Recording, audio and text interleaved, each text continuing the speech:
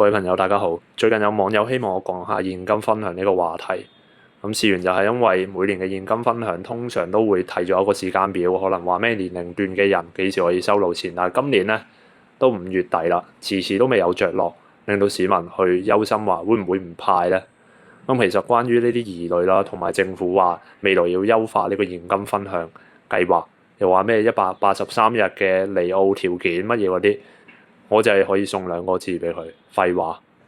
點解咁講啊？講真一句，依家呢個社會嘅戾氣有幾大，我相信大家都感受到。無論係失業嘅問題又好，18萬外勞嘅問題都好，澳門嘅就業人口得28萬嘅，嚟到18萬嘅外勞，你諗下，如果個18萬外勞你少1成，澳門人生活可以好幾多？外勞問題又係咁，失業問題又係咁，經濟問題又係咁，可以話係民不聊生。再加上近日澳門出現咗好多唔開心嘅事，好多人真係諗唔開，之後去做一啲傻事。我之前都有做過好多嘅影片去介紹翻相關嘅現象。但係依家主流媒體想大家睇到嘅嘢，其實都係啲媒體想大家睇到嘅嘢。我唔知大家對呢句説話嘅理解可以去到邊一度。講真，如果你今日真係夠膽喺澳門唔派現金分享嘅話，我夠膽講，聽日澳門即刻會變天。我真係夠膽咁樣講。點解咁樣？點解我會有一個咁樣嘅理論咧？當然啦，我唔係話煽動定係乜嘢原因，我都係根據呢個現象去講翻個本質出嚟。個本質就係依家成個社會，無論你話之前開會啦，社會工作局話咩生命守門人啊嘛，你要守門人，你唔係應該係幼稚園捉起，唔係應該教導年輕人要吃多啲苦，要大家面臨壓力嘅時候識得化解，又或者好似我哋個頂頭上司啦。話生育係社會責任，就俾1500蚊一個月嚟。咁你都知道要錢吧？你都知道生活需要錢噶嘛？其實講真一句，你生活方方面面時時刻刻離唔開嘅就係一個錢字。現金分享就最實際、最方便可以做到嘅嘢。我計一條數俾大家，我唔知大家有冇計過呢一條數。大家可以試下去計。上年咧，公務員就出咗300億嘅糧。大家可以試下將300億除以我哋澳門有幾多公務員？澳門咧就得35000個公務員左右啫。除翻開佢哋嘅月薪啦，即係一年平均每個人攞咗80幾萬去，除翻月薪咧都有7萬蚊平均喎。大家覺唔覺得好神奇啊？而呢300億出俾公務員嘅糧，我唔知有冇記其他隱性嘅開支啦，又或者係其他一啲福利。我見到嘅係呢一條數。而乜嘢係公務員啊？高官咯，當權者咯，佢哋就可以肆無忌憚，平均一下可以攞到咁高人工。你唔好同我講話你係咩110啊、260啊、430嗰啲做得政府工嘅，你估真係淨係得呢啲點數咩？背後譬如一個260，你估係咪真係260乘以個90幾蚊啦？一定唔係啦，大家可以去做多啲功課。呢個唔係我今日想延伸講嘅點，而係我哋澳門賭收計翻上一年有2000億，我哋2000億嘅時候，除翻開60萬市民，每一個市民可以攞到幾多錢？大家有冇計過？30幾萬啊！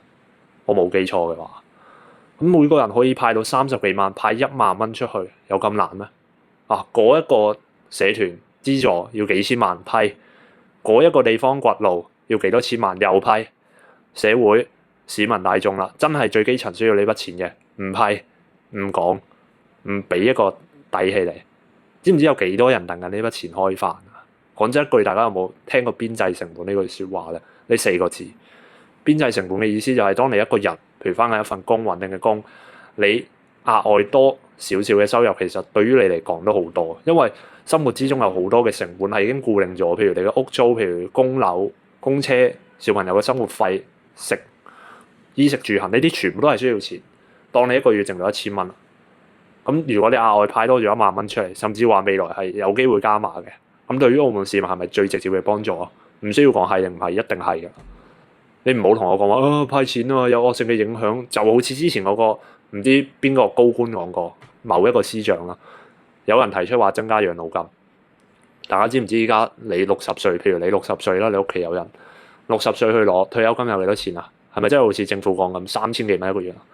廢話，2900都冇啊！即係依家新個財政預算案出咗嚟之後，可能去加咗之後咧都有2900幾，但係連3000蚊都未到，3000蚊都未到，你要人哋點生存啊？人哋叫你加養老金，你答人哋點樣答啊？個高官個司長佢話：因為澳門依家咧唔穩定啊，未來都唔知會點，所以我哋可能派一段時間，如果派唔到咁樣個財政收入唔平衡點樣算？你出糧有出到，你唔帶頭減薪啊？你譬如你本身10萬蚊一個月嘅，你要唔要帶頭減到5萬蚊啊？咁咪一定量入為出咯，係咪？咁點解公務員冇做呢樣嘢先？講一句説話，點解你哋唔做先？你哋帶頭係政府人員啊嘛，公僕啊嘛，大家知唔知公僕兩個字係咩啊？為人民服務啊，係咪啊？我喺國家度學嘅，係咪咁講先？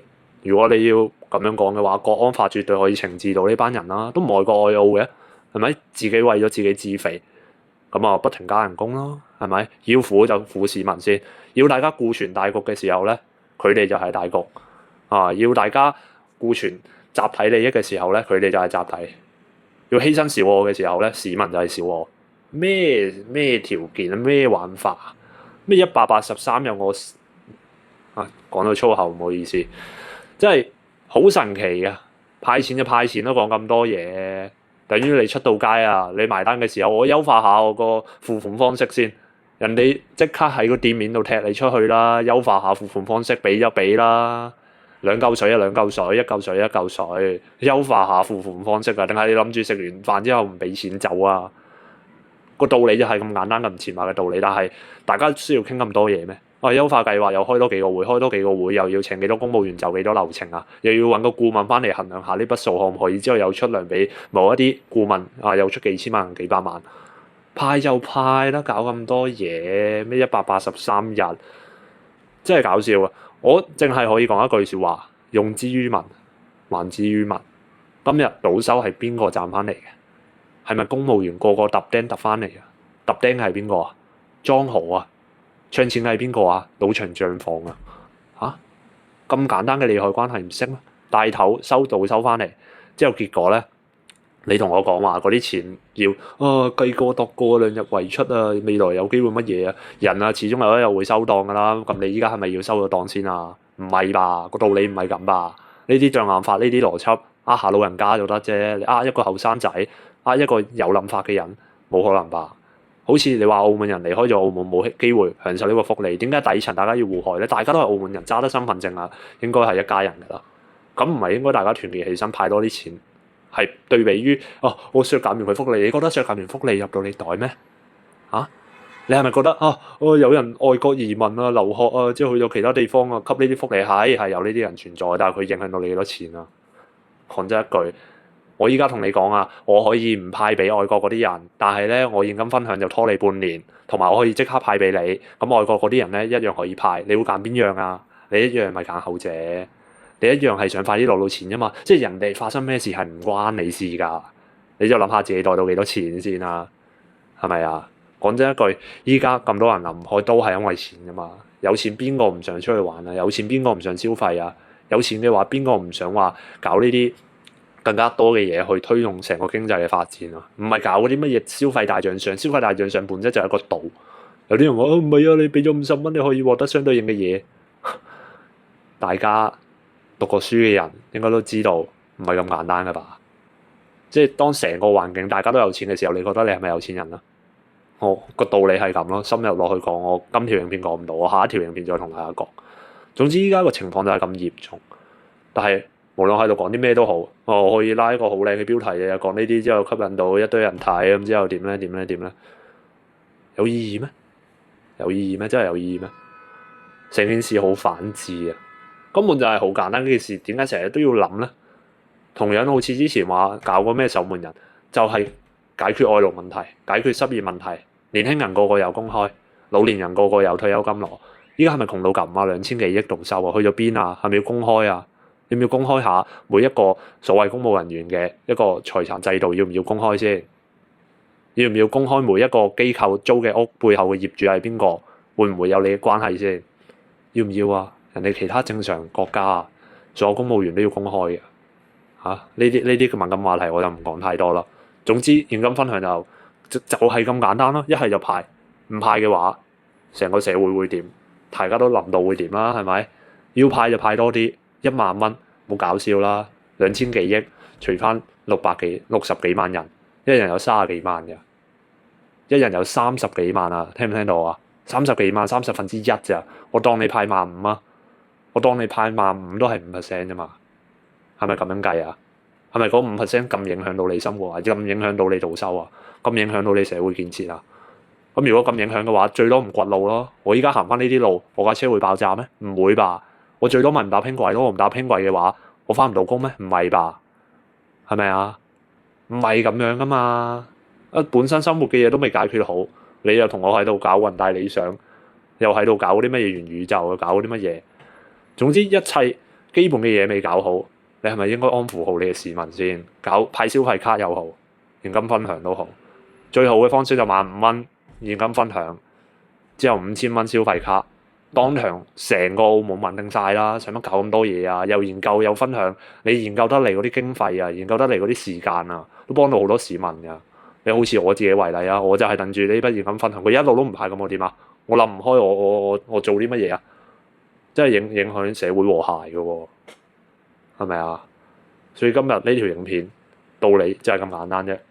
我唔知有幾多朋友支持，又或者唔支持嘅，唔該你戶口嗰啲錢轉晒過嚟俾我。我諗喺呢個話題，大家澳門正常一個澳門人都係主張派嘅吧？